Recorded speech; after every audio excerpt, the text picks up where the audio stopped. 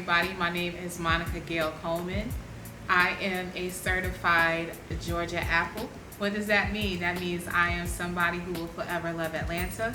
I've been in Atlanta for about 18 years, but I was born and raised and trained in New York City, originally from Queens. Went to high school in Brooklyn, Science Skills Center High School, and then went to Hampton University.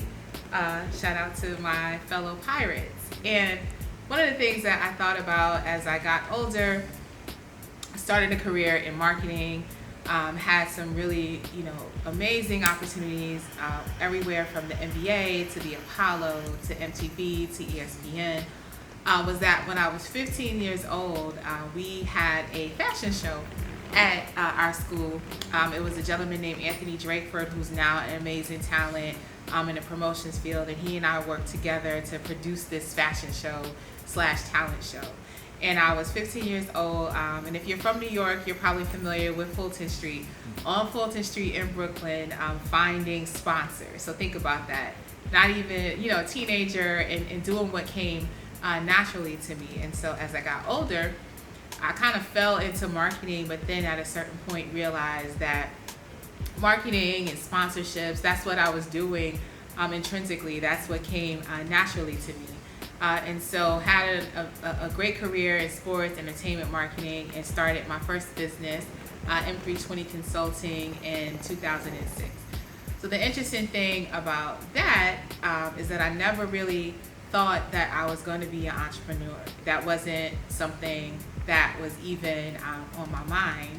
But what I did notice was that I was blessed to work at some of the coolest places. Like I said, I was right out of college. I'm at the NBA. Everyone's like, "Oh man, that's a dream job."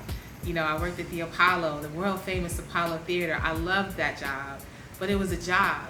And I started to realize that no matter where I was, I wanted to do 6, 7, 8, 9 different things, right? And in some environments that's welcomed, and in some it's not. And I never was fully satisfied. I never felt, fully fulfilled at any job that I had. And then a light bulb went out, like maybe you need to start your own company. So in 2006, not knowing what I was doing, I set my little LLC up, and I had established my first business, which was M320 Consulting.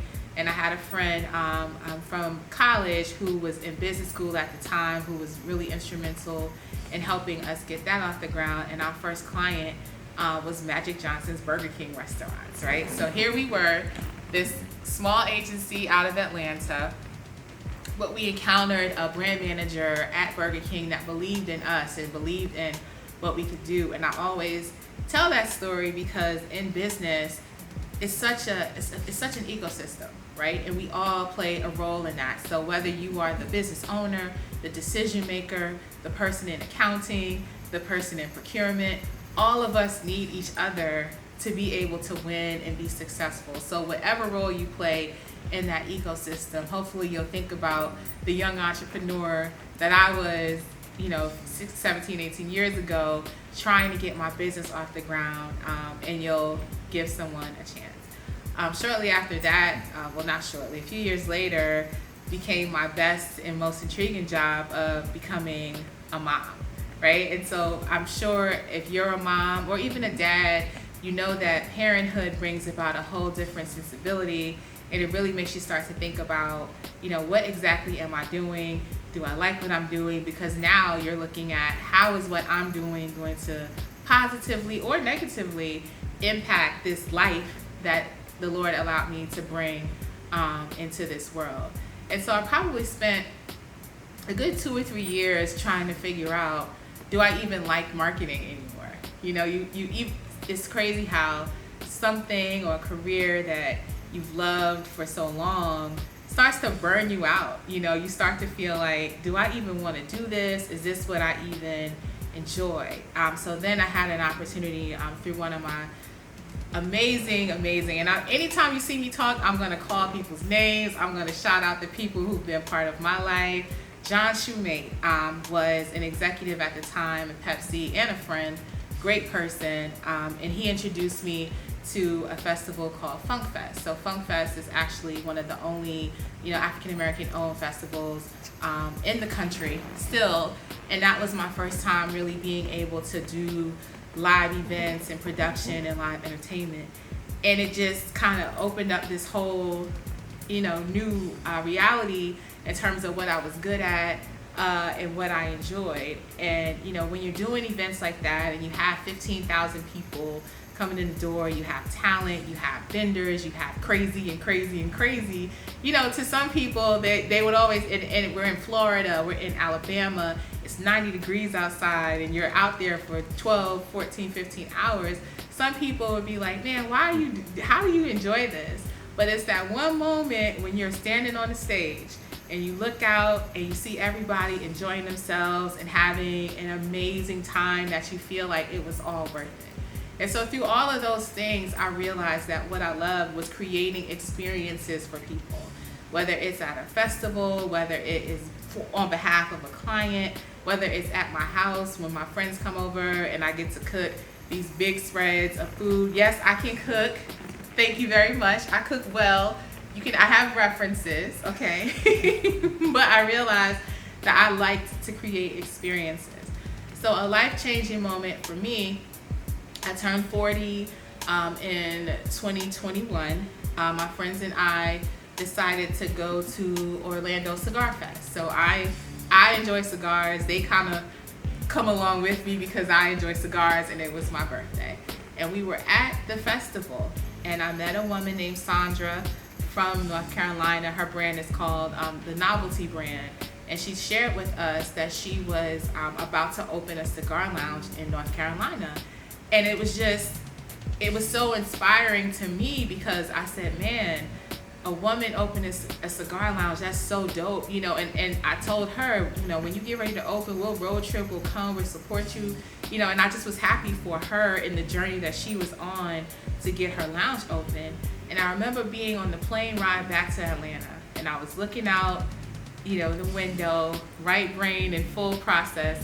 And I said, man, God, that's so dope. I wish I could do something like that. I would love to be able to every single day, create really cool experiences for people over cigars.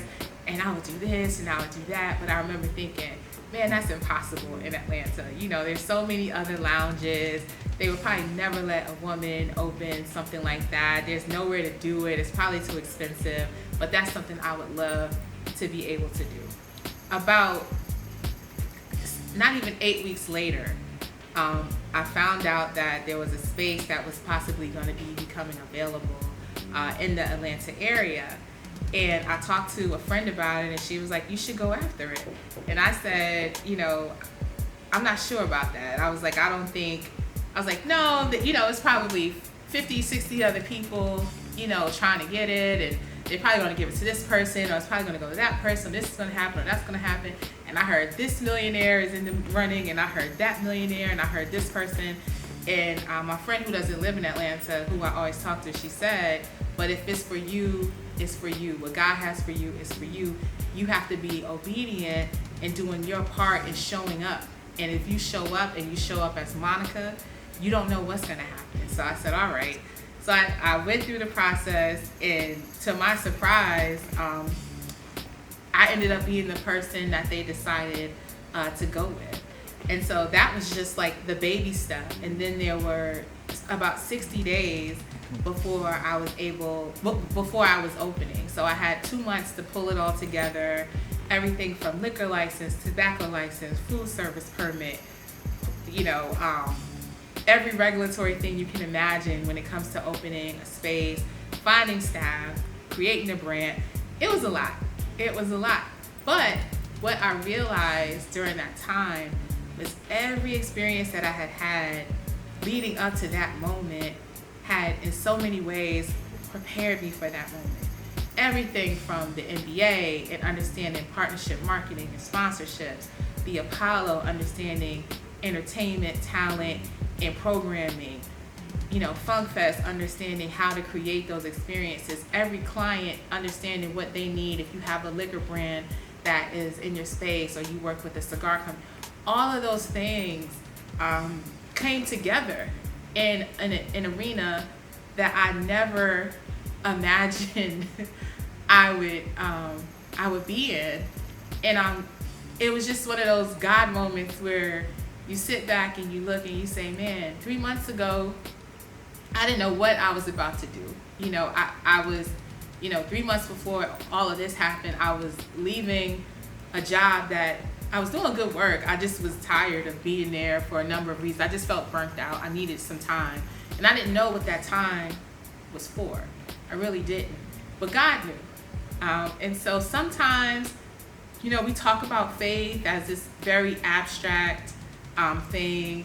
We talk about manifestation as this very in the clouds thing. But sometimes, and the Bible tells you, as a man thinketh, so is he. And that's so real. It's real, and it's something that every single day I have to think about what I'm thinking. I have to think about what I'm envisioning and what I'm seeing. And so that's what I would encourage anybody, wherever you are on your journey.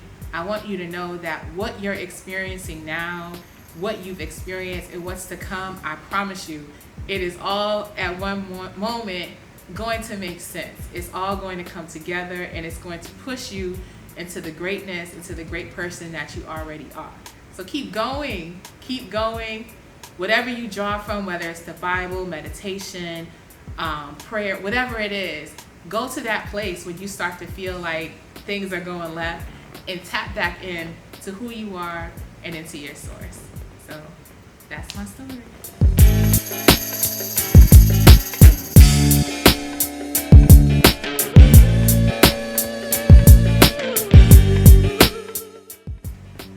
What's up, everybody? This is Monica Coleman. I am the proprietor of Stanley Cigar Lounge, located in the South Fulton community in Georgia. I would not be where I am and who I am if it wasn't for the support of amazing people.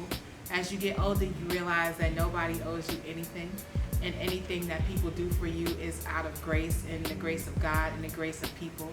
So I thank all my friends. I thank my family. I thank Jay. Thank you, Faye, for everything that you help with. I thank everybody that has prayed for me, prayed with me, and been on this journey with me.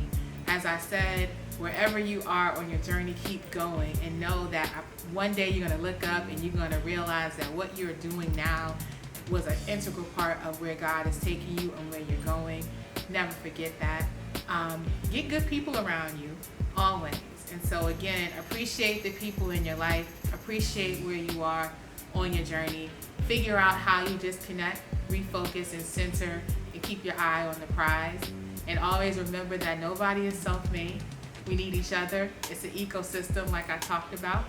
And if you keep that in mind, like I kept that in mind for myself, I'm happy to say I'm Monica of Stanley Cigar Lounge, named after my grandfather, living my dream. And this is how I got here.